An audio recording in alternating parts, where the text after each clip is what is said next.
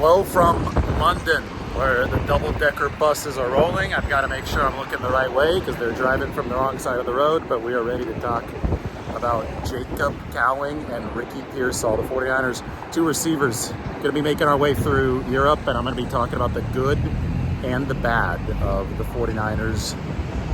I want to say recruiting class, but we'll call it the draft class. I think that's a little more accurate. When you look at Jacob Cowing, the good is obviously the speed. The good is the production in college. I mean, this guy was insanely productive. He's the only player in college football over the past 2 years to have 85 catches in both of those 2 seasons. The bad is that he dropped 32 passes over the course of his college career, but the drop rate has gotten better every single season for Jacob Cowing. So you have to believe that he's working on that part of his game. Can't have too many of those drops in the NFL, but he has been explosive. And some of the advanced metrics, like yards per route run, adjusted for defense, he was actually number 1 in the whole country, ahead of even Marvin Harrison Jr. Meanwhile, the metrics like that, the efficiency ones that obviously are going to be a little bit quarterback dependent, they are not as friendly to Ricky Pearsall because he dealt with terrible quarterback play this past season in Florida. They went through 3 QBs, so it was no fault of his own. If you put on the tape, Ricky Pearsall was sensational. His drop rate is 2.6%, one of the best in all of college football. So Ricky Pearsall's a stud.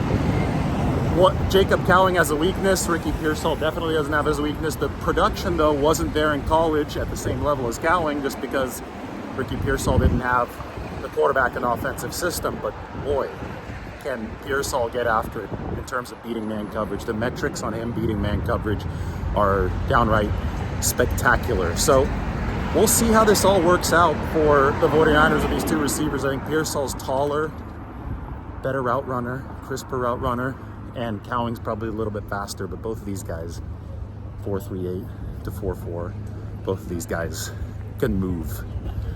2 exciting pieces that the 49ers have added to their offense. You know, we talk about the good and the bad, and I think with Pearsall, we'll see what his play strength is like at the NFL level. I think he plays stronger than his relatively lanky frame, but at the NFL, you are dealing with more muscle that you have to face blocking-wise, and he's got the willingness to do it, but I think that both of these guys, it's going to take a little bit of work in an NFL weight room to get them up to speed.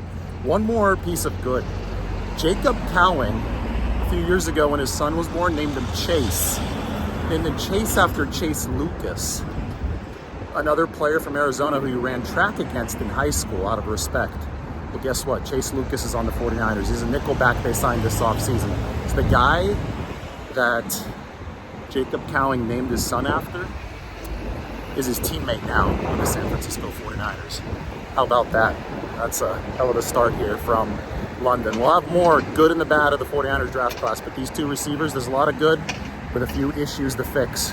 San Francisco investing in the future for Brock Purdy.